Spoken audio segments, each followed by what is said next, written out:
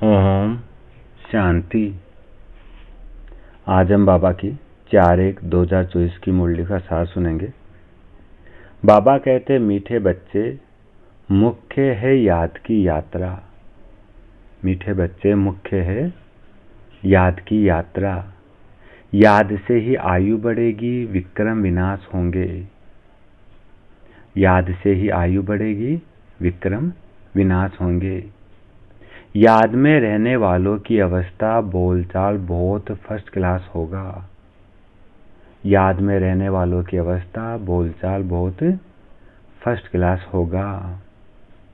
प्रश्न पूछा बाबा ने, तुम बच्चों को देवताओं से भी जास्ती खुशी होनी चाहिए, क्यों? बाबा कहते, क्योंकि तुमको भी बहुत बड़ी लॉटरी मिली है। तुमको भी बहुत बड़ी लॉटरी मिली है। क्या लॉटरी मिली है? भगवान तुम्हें पढ़ाते हैं। तुमको भी बहुत बड़ी लॉटरी मिली है, भगवान तुम्हें पढ़ाते हैं।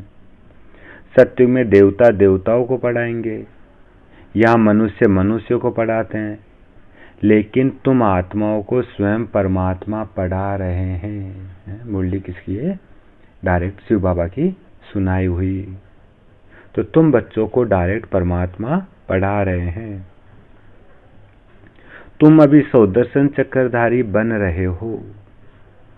तुम अभी सौदर्शन चक्रधारी बन रहे हो। तुम्हारे में सारी नॉलेज है। तुम्हारे में सारी नॉलेज है।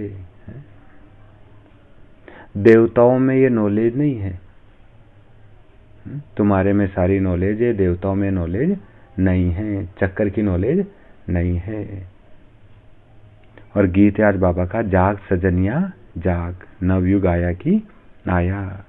परमात्मा साधन हम आत्मा रूपी सजनियों को कहते हैं, जागो, कलयुग खत्म हो रहा है, सत्युग आने वाला है। अच्छा, मीठे मीठे सिकलदे बच्चों प्रति माता पिता बाप दादा का याद प्यार और गुड मॉर्निंग। रूहानी बाप की रूहानी बच्चों को नमस्ते, और हम रूहानी बच्चों की रूहानी माता पिता बाप दादा को याद प्यार, गुड मॉर्निंग और नमस्ते बाबा, नमस्ते, शुक्रिया बाबा, शुक्रिया। धारणा के लिए मुख्य सार का पहला पॉइंट है, बाबा कहते हैं विक्रम विनाश करने व आयु को बढ़ाने के लिए, विक्रम विनाश करने व आयु को बढ़ाने के लिए याद की यात्रा में जरूर रहना है। याद की यात्रा में जरूर रहना है। याद से ही पावन बनेंगे, इसलिए कम से कम 8 घंटा याद का चार्ट बनाना है। याद से ही पावन बनेंगे, इसलिए कम से कम 8 घंटा याद का चार्ट बनाना है। दूसरा पॉइंट है, देवताओं समान मीठा बनना है। देवताओं समान मीठा बनना है। ऐसा वैसा कोई शब्द बोलने के बजाय न बोलना अच्छा है। ऐसा वैसा कोई शब्द बोलने के बजाय न बोलना अच्छा है।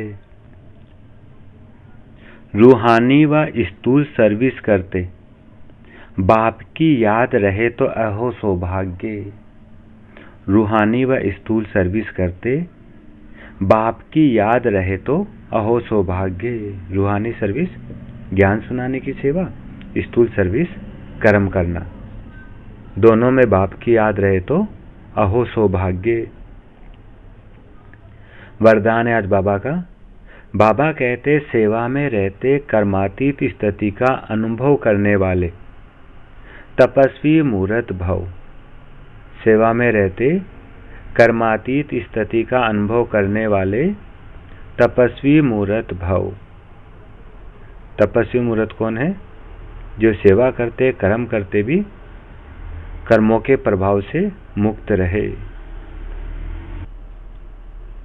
तो सेवा में रहते कर्मातीत स्थिति का अनुभव करने वाले तपस्वी मूर्त भव। बाबा कहते, समय कम है, सेवा अभी भी बहुत है, और सेवा में माया के आने की मार्जिन रहती है।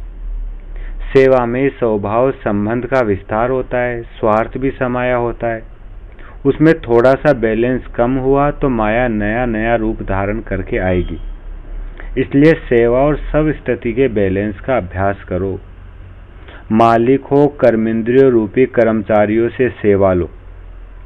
मन में बस एक बाबा, दूसरा न कोई, ये स्मृति इमर्ज हो, तब कहेंगे कर्मातीत स्थिति के अनुभवी तपस्वी मूर्त।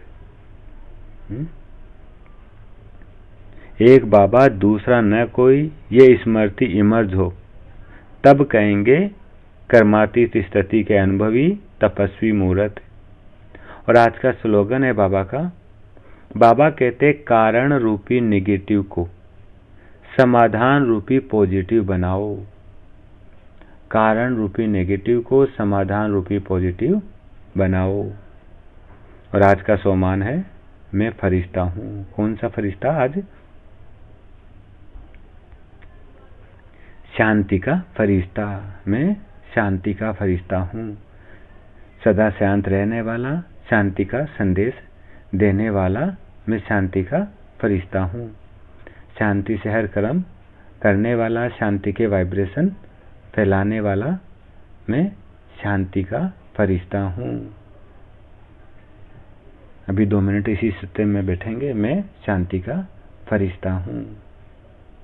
अच्छा, ओम शांति।